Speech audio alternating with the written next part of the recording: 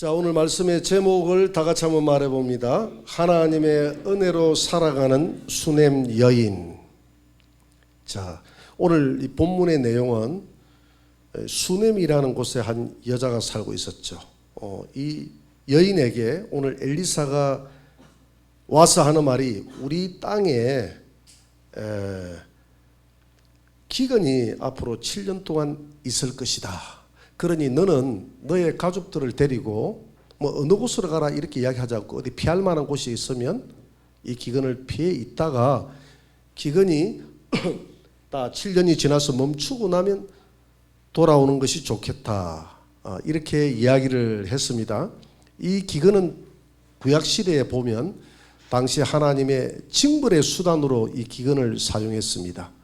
엘리야 시대 때는 3년 6개월 동안 기근이 왔죠. 그런데 오늘은 몇 년 동안 기근이 왔습니까? 7년 동안 배의 기근이 왔습니다. 이것은 아합 시대에 아합 집안의 죄가 이제 쌓여서 하나님의 진노가 더 커졌다는 거예요. 아합 시대 때 3년 6개월. 지금 아하시야 아합 죽고 왕 2년 병들어 죽고 그 다음에 아하시야의 동생 여호람 왕 때에 지금 이 사건이거든요.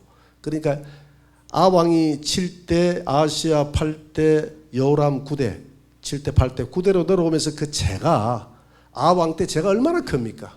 그 죄가 쌓여가지고 하나님이 회개하라고 했는데 회개하지 않으니까 그 3년 6개월의 그 기근이 이제 7년으로 배로 바뀌어졌다.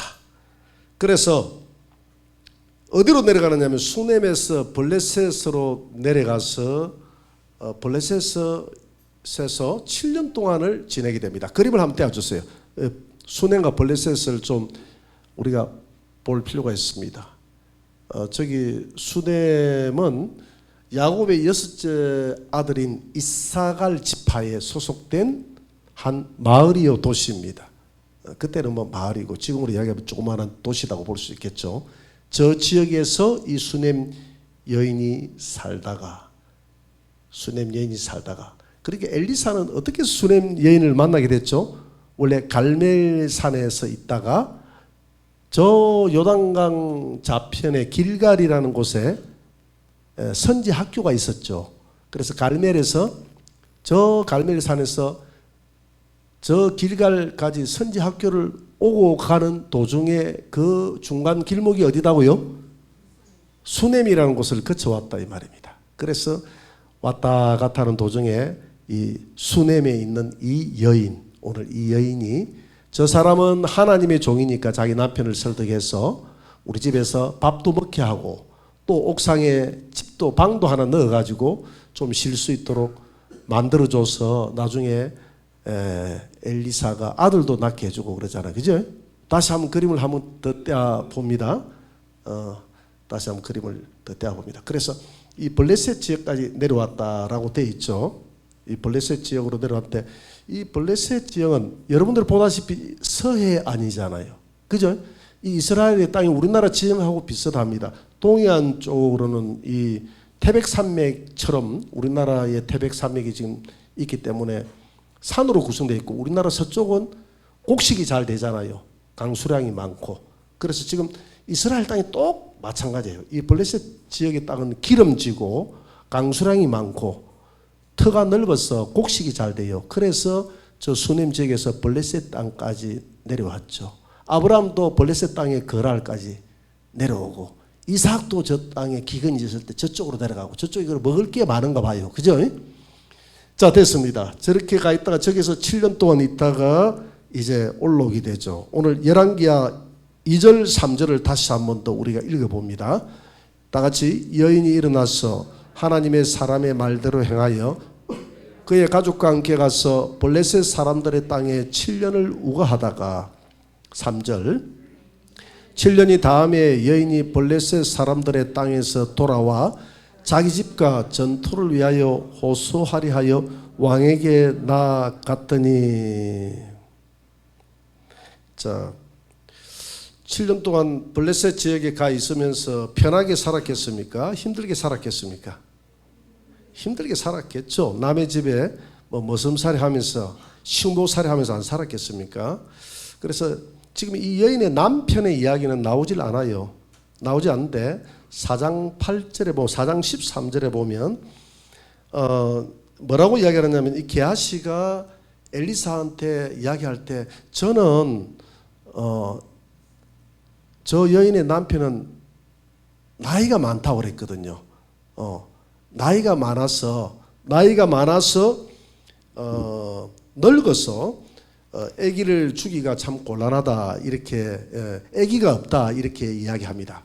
그런 것으로 봐서 이 8장에 와서는 남편이 돌아가셨다 이렇게 볼 수가 있어요. 우리가 추정해 볼 수 있어요. 남편이 돌아갔기 때문에 이 흉년이 든 곳에서 여자 혼자서 살기가 어려우니까 그래도 식무살이라도 해도 저쪽으로 블레셋 넘어가면 그래도 먹고는 살 수 있으니까 블레셋 땅으로 넘어가라 이렇게 했는데 이 여인은 절대 이제 그동안에 수많은 이적들을 체험했기 때문에 이 엘리사의 말에 절대 순종을 하고 이제 블레셋 땅으로 내려가서 품팔이하고 살다가 7년 지나고 난 다음에 올라와 보니까 자기 땅이 없는 거예요. 자기 밭도 없고 집도 없고 다 누군가 가져가 버렸습니다.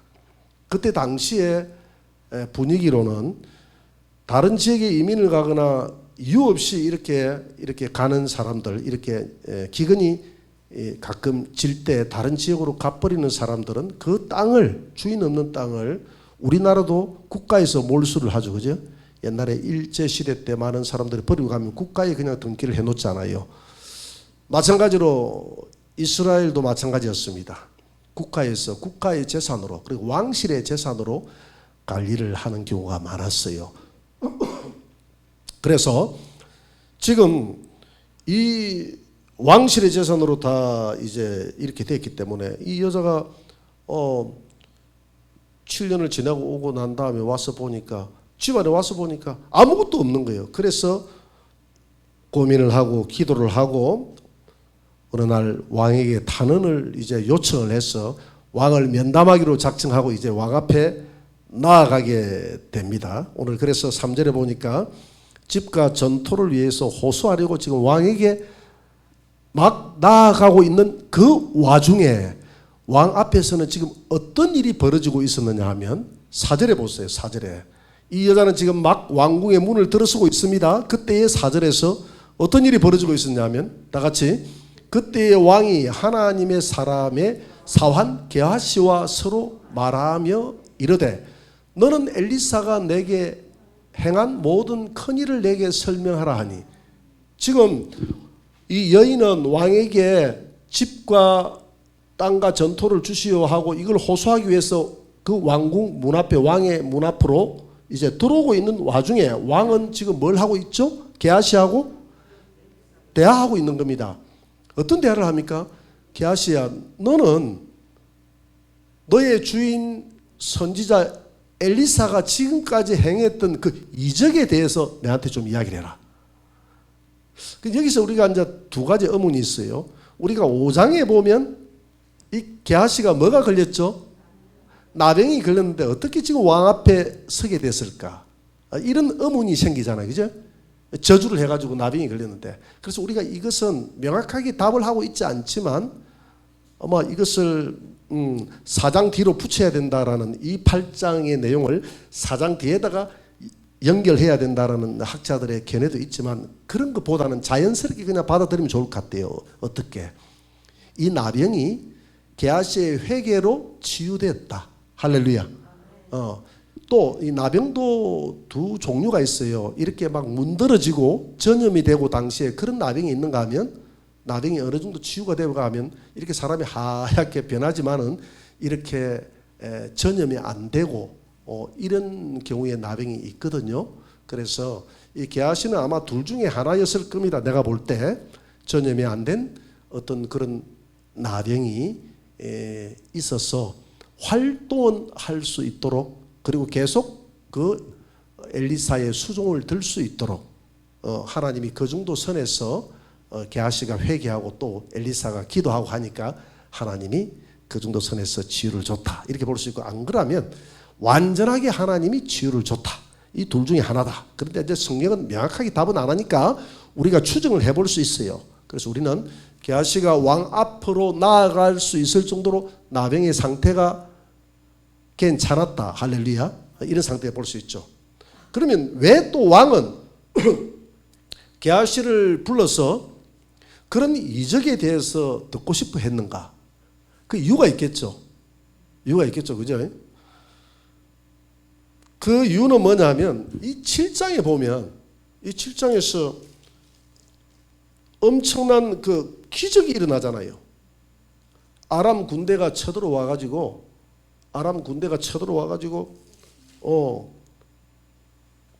이 보니까 이 6장, 이 7장, 이 아람 군대가 쳐들어와 가지고 엄청나게 이 사마리아 성을 에워쌀 때에 사마리아 성에 기근이 와 가지고 아이를 잡아먹는 이런 흉폭한 일들이 일어났잖아요. 이스라엘 역사상 이런 고통이 그 기근이 이거는 천재가 아니라 인재잖아요.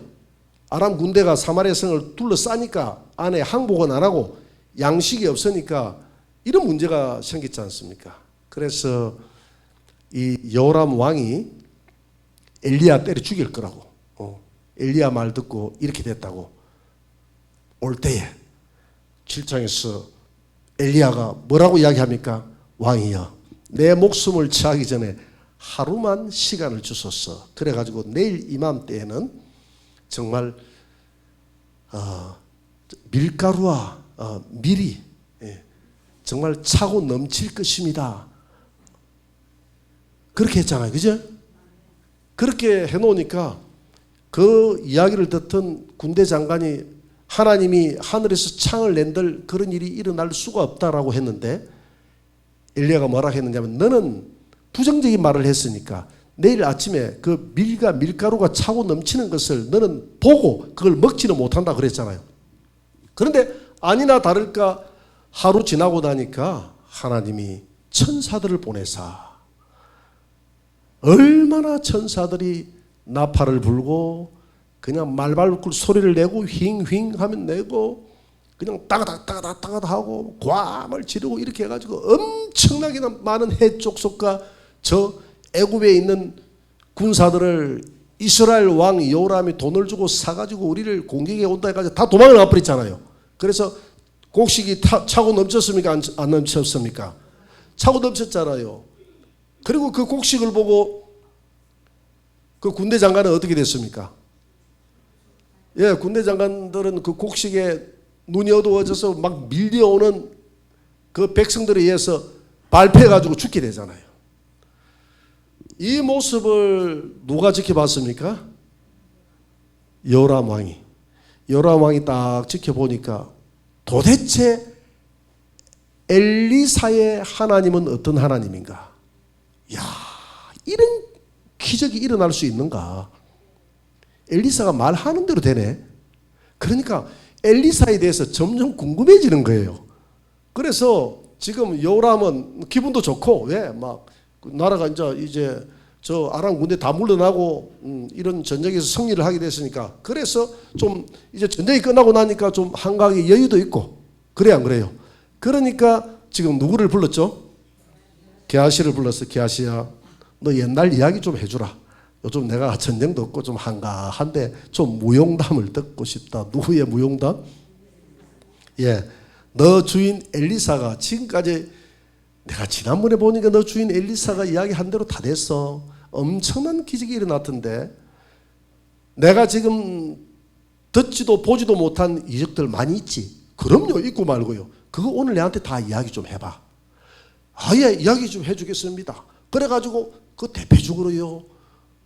그 수네미에 그 한 여자가 있었는데 그 여인이 우리 선지자가 지나갈 때마다 밥을 대접해주고 방을 넣어가지고 해주고 해가지고 우리 선지자가 그냥 하나님 앞에 기도해서 아기를 낳을 수도 없는데 그 아버지가 나이가 많고 늙어서 아기를 낳을 수 있는 형편이 안 된다. 하나님의 기적적인 능력으로 마치 아브라함이 이삭을 낳는 것처럼 그렇게 아기를 선물했지 않습니까? 근데 그 아기가 얼마 지나고 아이고 머리야 하든지 이렇게 다 죽어갔는데, 완전 죽어간 게 아니라 완전히 숨이 끊어져 죽었는데, 엘리사가 들어가가지고 그 아기 입에다가 자기 입을 대고 눈에다가 눈을 맞추고 코에다가 자기 코를 맞추고 입에 생기를 불어넣고 이렇게 하니까 아기가 기침을 하고 살아나는 것 아니겠습니까?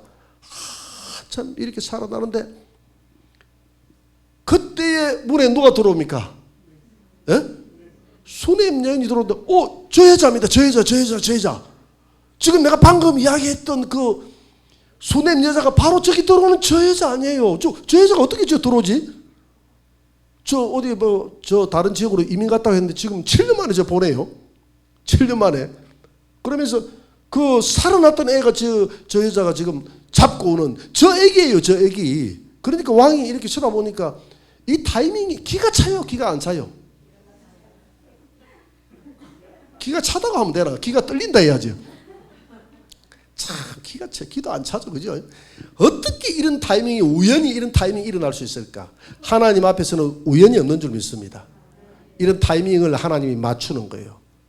그래가지고 저 여자가 들어오니까 그때 오늘 8장 5절 한번 보세요. 8장 5절. 게하시가 곧 엘리사가 죽은 자를 다시 살린 일을 이제 무용담을 이야기하는 거예요. 이야기할 그때에 그 다시 살린 아이의 어머니가 자기 집과 전토를 찾으려고 왕 앞에 호소하려고 지금 문 앞에 들어오고 있는데, 게하시가 이르되 내 주 왕이여, 이 여자는 그 여인이요, 저는 그 옆에 있는 그 애는 그의 아들이니 곧 엘리사가 다시 살린, 내가 방금 살렸다고 했던 그 애입니다. 이 증거가 생생하게 여기 있네요. 그러니까 그 여자한테 맞나? 요람이 진짜가? 하고 물어보니까 이 여자가 진짜고 말고요. 이 애가 어릴 때 이렇게 정말 태어날 수 없는 가운데서 태어나게 됐고요. 갑자기 얘가 이유도 없이 죽게 됐고요. 숨이 끊어져 가지고 다 죽었는데도 엘리사가 와가지고 눈에 눈을, 코에 입을 이렇게 맞춰가지고 생기를 불어넣으니까 이 아이가 영혼이 돌아와서 살아나는 이런 기적이 일어났습니다. 그래, 근데 너 뭐하러 왔는데? 예, 왕이요. 제가 7년 전에 오늘 기적을 일으켰던 이 아이를 살려줬던 그 엘리사 선생이 저보고 7년 뒤에 환란이 있다고 했어. 기근이 있다 했어. 블레셋 땅에 가서 몸을 피하라고 해서 제가 피했다가 돌아와 보니까 다 전토도 집도 다 없어지고 그랬는데 왕이 가져갔다면서요.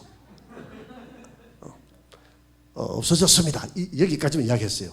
그랬더니 이제 왕이 지금 이런 모습을 보면서 은혜를 받습니까? 안 받습니까?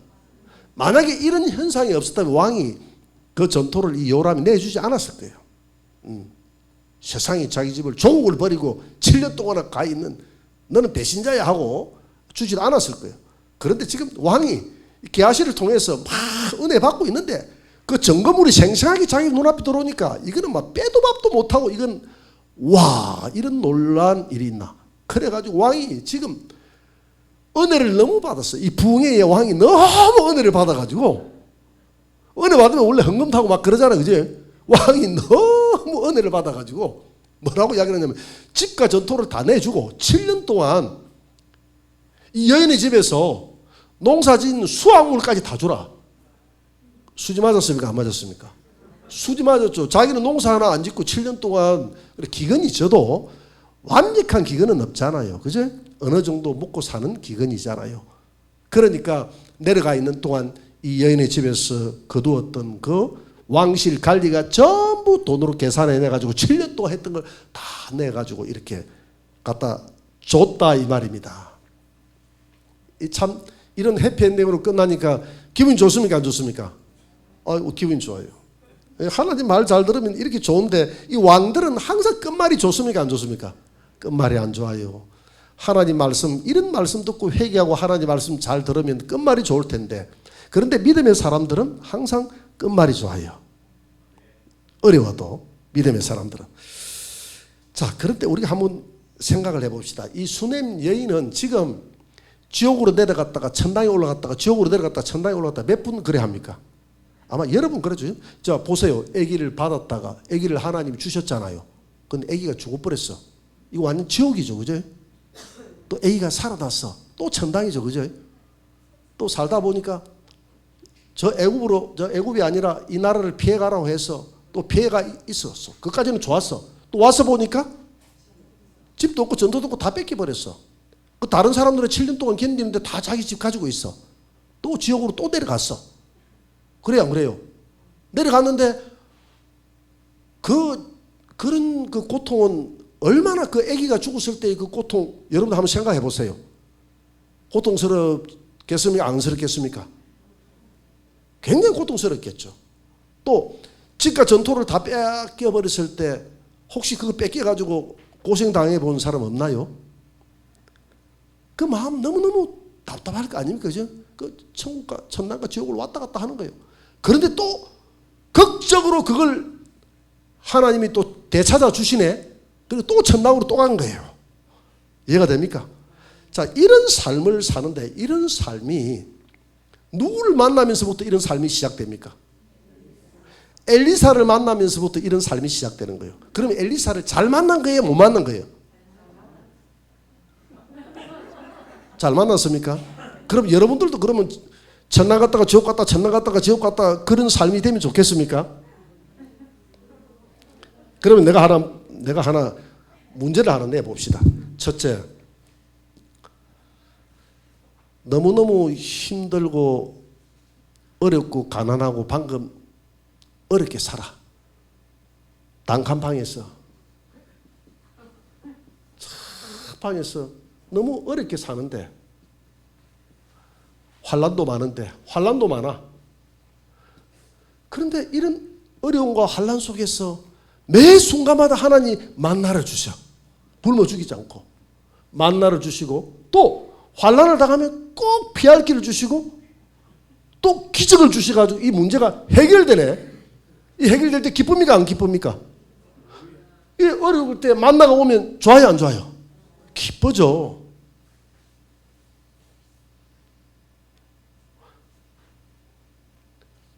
이 집이 누구 집입니까?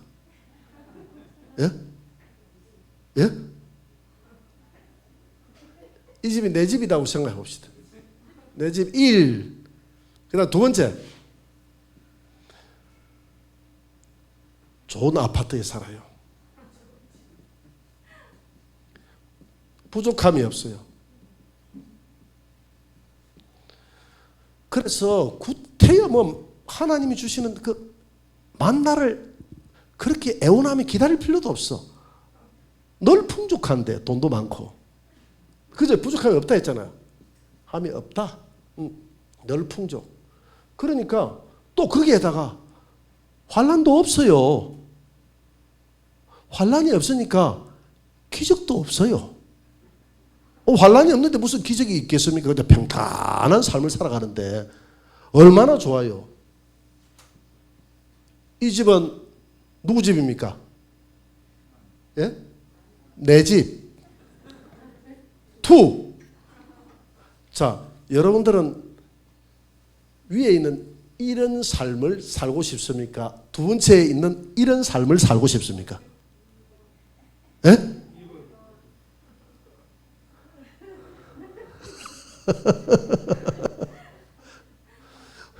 우리 서울에 살고 있는 제 위에 있는 형님은 우리 하나님께 이렇게 기도를 했대요. 나오고 그러더라고. 동생, 나는 하나님 앞에 요즘 매일 기도하기를, 하나님, 나는 천국에 상급 없어도 괜찮아요. 나는 구원만 시켜준 거 감사하고, 나는 이 땅에 내가 예수님 믿고 지금 교회를 다니는데 만약에 우리 가정에 환난이 왔다 하면 나는 교회를 다닐 수가 없어요.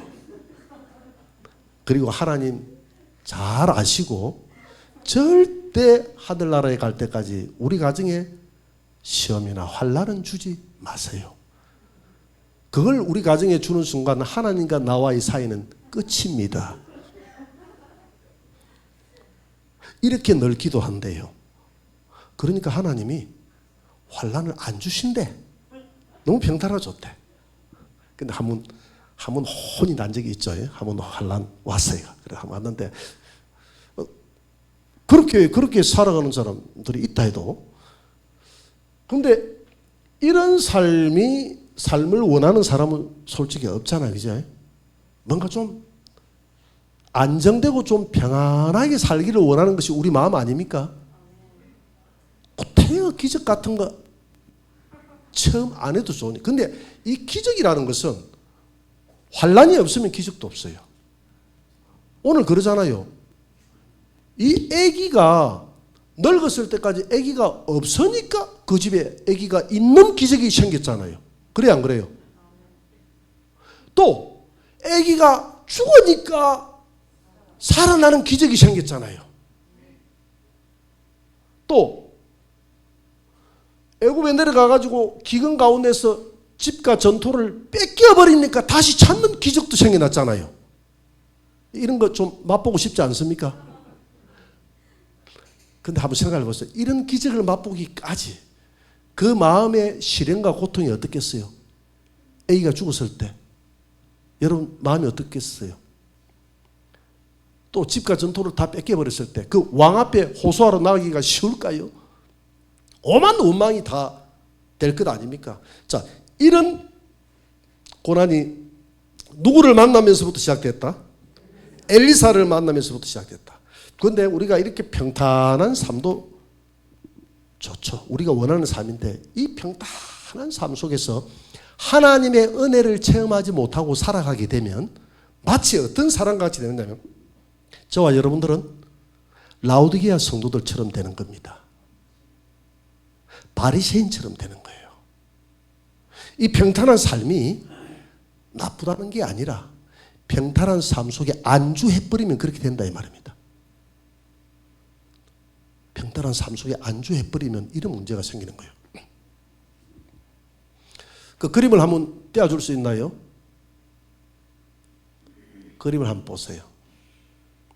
자, 이 사람이 누구냐면 오른쪽에 있는 분이 저 왼쪽에 있는 분이 우리 외사촌 형님이거든요. 캄보디아인데 저 도시의 이름은 내가 잘 모르겠고 그 도시의 오른쪽에 있는 사람은 그 시장입니다. 시장. 저거 매는 저 마우라 있잖아요. 저 마우라를 이번에 최영자 집사님이 그러더라고. 이 마우라는 고위직에 있는 사람들만 매는 마우라인데 이러더라고. 알더라고. 저분이 시장인데 이제 이 교회에 설립 예배 때 온 겁니다.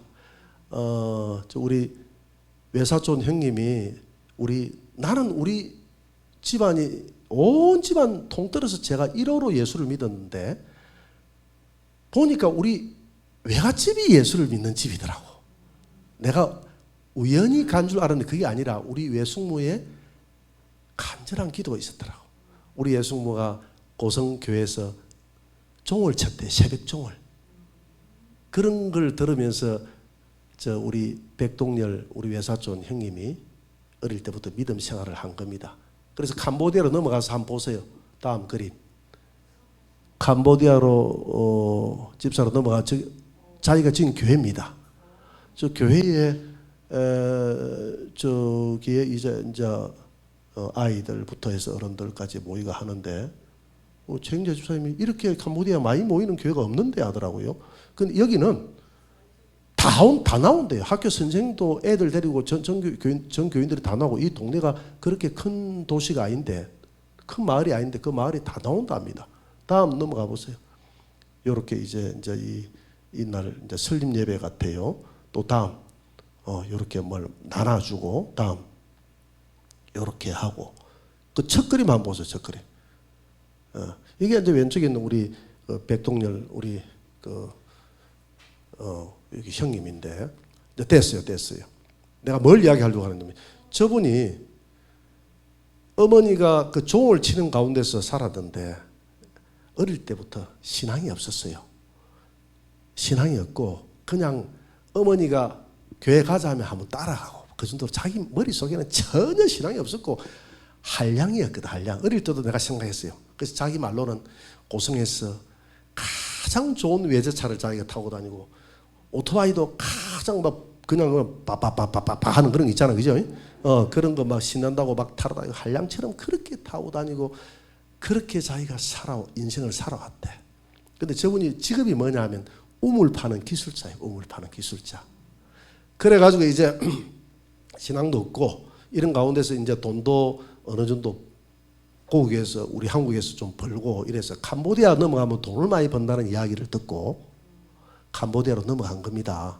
넘어가가지고 캄보디아 넘어가가지고 이제 좋은 일들을 해가면서 그런데 뭐 신앙이 깊어서 하는 일이 아니에요. 평생 모태 신앙으로 태어났으니까 그냥 이게 신앙이 조금 체질화된 거예요. 체질화돼서 어떤 일을 했냐면 넘어가가지고 이제 우물도 파주고 벽돌을 자기가 찍어가지고 집도 자기가 지어주는 거라. 그래 한 500만 원이면 지어주는데 500만 원을 지으면 농촌 집이 되고 자기는 그렇게 못 짓겠더라는 거예요. 그래가지고 2천만 원을 주가지고 집을 그때 당시에 지어줬다는 거예요. 그러면 수세식을 넣어가지고 하기 때문에 그 동네에서 가장 좋은 집을 몇 채를 지어가 줬대. 그 사람들은 전 식구들이 교회를 다 나오게 되더라고요. 무료로 그 집을 지어준 거예요. 그리고 자기 교회 앞에 있는 우물은 그 지역에서 가장 좋은 물이 나오는 우물이야. 그리고 교회도 또 이렇게 멋있게 잘 지어놨다. 이 교회를 고성 갈릴리 캄보디아 교회도 해가지고 고성 교회에 기증을 했어요. 그래서 고성 교회에서 선교사 보내가지고 지금 저 교회를 운영하고 있고 우리 저 형님은 보니까 그냥 일반 집사로 들어가서 그냥 도와주는 거 외에는 아무것도 할 게 없어. 그런데 이분이 이제 거기서 뭘 했냐면 처음에 돈 벌일 욕심으로 갔다 했잖아요, 그죠? 돈 벌이면서 이 좋은 일들을 그냥 해주는 거예요. 그냥 무슨 큰 신앙에서 하는 게 아니고 그래가지고 여의도만한 땅을 산 거야. 저기에서 여의도만한 땅을 샀어. 땅을 샀는데 문제는 그 땅이 사기였어요. 싹 다 뺏겨버렸어. 그러니까 완전히 하루아침에 알거지가 돼버렸죠. 다 망해버렸죠. 그래가지고 이제 부인이 한국으로 돌아가자. 근데 자기가 창피스러워서 자식 보기도 창피스러워서 못 돌아오겠더래. 그래가지고 그런 와중에 정말 하나님 앞에 엎드려서 자기 인생을 돌아보면서 하염없는 눈물을 흘리면서 기도한대. 그때 주님을 만난 거예요. 자기가 지금까지 정말 신앙이 없었대. 한량처럼 살았대. 마음껏 술 먹고 마음대로 살았던 그 인생이 회개가 되고 그러면서도 그 잃어버린 땅이 된 게 병이 되는 거예요. 병이 돼가지고 그래도 갈까 한국으로 돌아갈까 말까 그래도 내가 여기에서 어떻게 이렇게 해가 내 실패해서 돌아가는 해가지고 그래도 그날도 벽돌을 찍고 집을 지어줘야지 되는 마음으로 벽돌을 찍다가 생각은 지금 엉뚱한 데가 있잖아요. 생각이 집중이 안 되잖아요. 지금 뭐 그 땅을 잃어버렸으니까 그러다가 자기 손을 찍어버렸어. 그러니까 손가락 4개가 이렇게 날아가 버린 거야. 그래서 손가락 4개 날아버리니까 이 손가락을 들고 거기서는 병원이 없어가지고 옆에 태국으로 넘어갔대. 태국으로 넘어가지 손가락을 봉합을 한 거예요. 손가락 봉합을 해가지고 거기에서 앉아 있으면 또 돈도 많이 들잖아요. 언제까지 있을 수가 없잖아. 병원비도 비싸고 뭐 의료보험도 잘 안 되고 그러니까 그죠. 하염없이 병원비가 돼가니까 어느 정도 되고 난 다음에 이걸 실밥도 안 보고 캄보디아로 넘어가가지고 자기가 여기서 소독제를 해가지고 다 소독하고 자기가 다 이걸 다 실밥을 다 뽑았대. 그런 가운데. 근데 그 간증을 하는데 눈물이 나는 거야. 간증을 하는데 내가 간증을 듣는데 그렇게 해가지고 있는데 그 지역에서 우리 민족에게 무상으로 집을 지어줬던 사람이 손가락까지 날아가면서 집을 지어줬다. 이렇게 소문이 나가지고 저 사람을 도와야 된다. 이래가지고 그 지역에서 고위직에 있는 사람 이렇게 해가지고 그 땅을 찾아준 거예요. 할렐루야. 이 손가락 끊어지는 바람에 땅을 찾아준 거예요.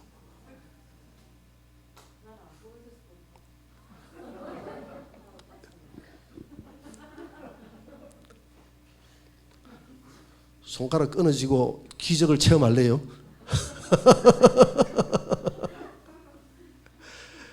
그래가지고 지금의 신앙은 태산 같은 신앙이에요. 이제 남은 생에는 내 욕심 전부 다 내려놓고 이제는 모든 생애를 주를 위해 살겠다. 할렐루야. 이런 환란이 그 신앙의 고백을 이렇게 만들어내는 거예요.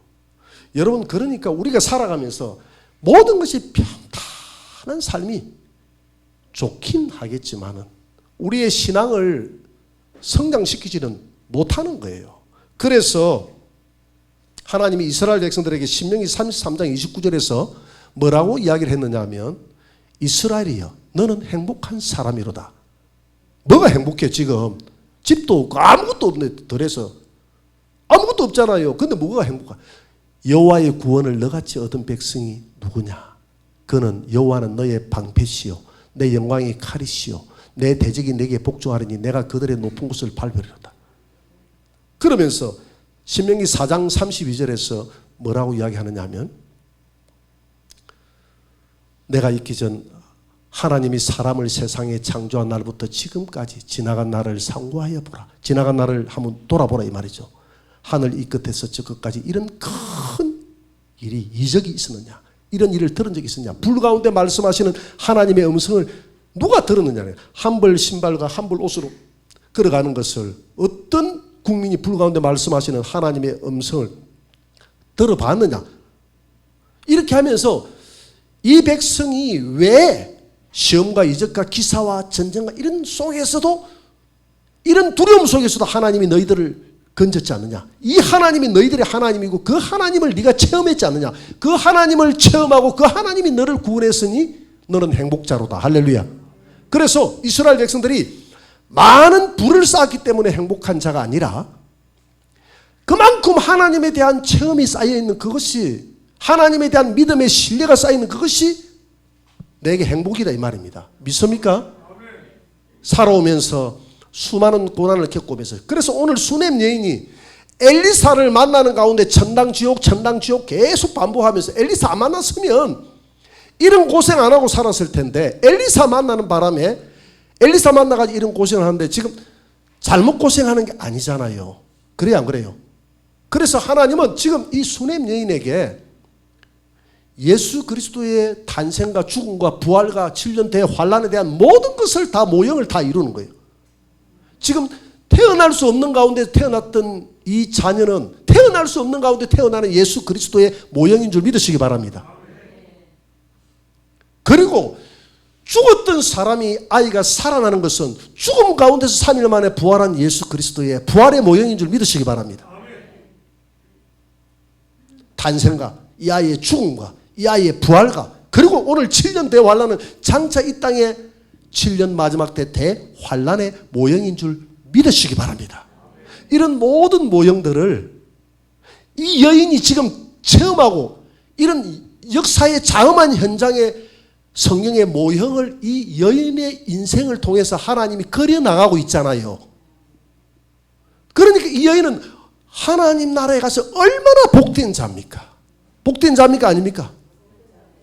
마리아가 예수님을 가지고 난 다음에 그 고통과 아픔이 다른 어머니 여인들에 비해서 몇 배로 고통스럽고 아픔을 겪었지만은 그는 하나님의 아들을 가지고 하나님의 아들을 이 땅에 보내서 양육하고 하나님의 아들이 이 땅에 많은 사람들을 구원하는 일에 그를 통로로 삼았으니, 마리아를 통로로 삼았으니 마리아는 복된 자로다. 할렐루야. 지금 이 여인은, 수넴 여인은 이런 고난 가운데 비록 엘리사를 만나서 천당과 지옥을 오가면서 수많은 마음의 아픔과 고통과 하나님의 기적도 좋지만은 기적을 체험하는 것만큼 아픔도 있잖아요. 이런 삶을 누가 살기를 원했습니까? 그렇지만은 그가 예수 그리스도의 탄생과 죽음과 부활과 7년 대환란을 이 여인을 통해서 하나님이 모형으로 그려나가고 있다는 이 사실, 얼마나 복된 자입니까? 여러분, 왜 이 여인을 썼나요? 이 여인을 썼던 이유가 있잖아요.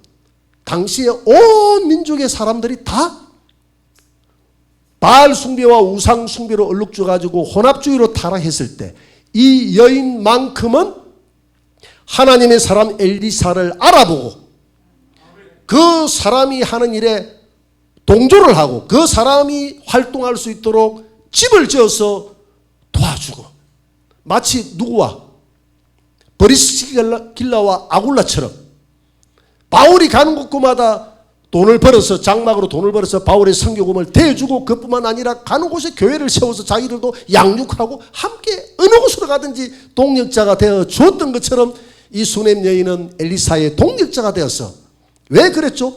이 시대가 잘못됐다는 것을 이 여인은 보고 있는 거예요. 오직 여호와만의 신앙, 절대 신앙을 가지고 있는 엘리사를 선대해서 이 나라가, 하나님의 나라가 회복되기를 기도하고 함께 동력하고 기다렸던 여인이 수넴 여인인 줄 믿으시기 바랍니다.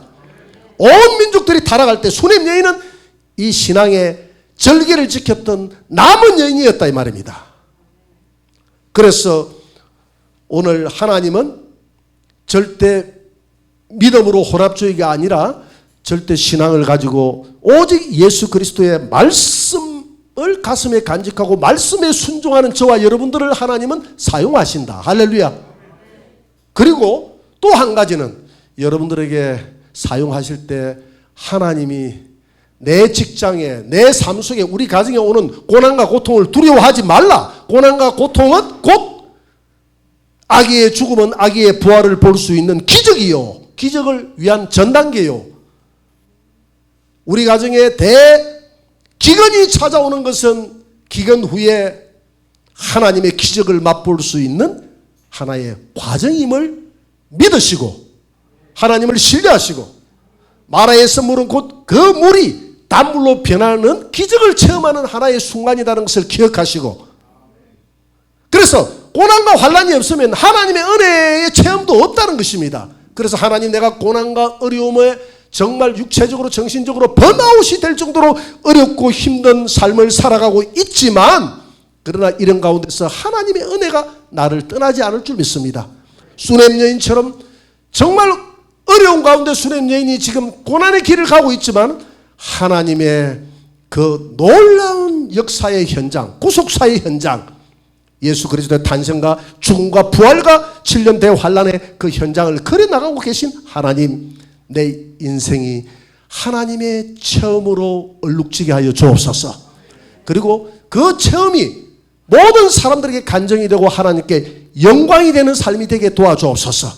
어려움 속에서도 하나님 말씀 붙들고 나아가면 결코 죽이지 않고 굶겨 죽이지 않고 나를 통해서 영광을 드러내시는 하나님을 찬양합니다. 할렐루야. 이 수넴 여인의 삶이 저와 여러분들의 신앙의 고백이 되기를 주의 이름으로 축원합니다.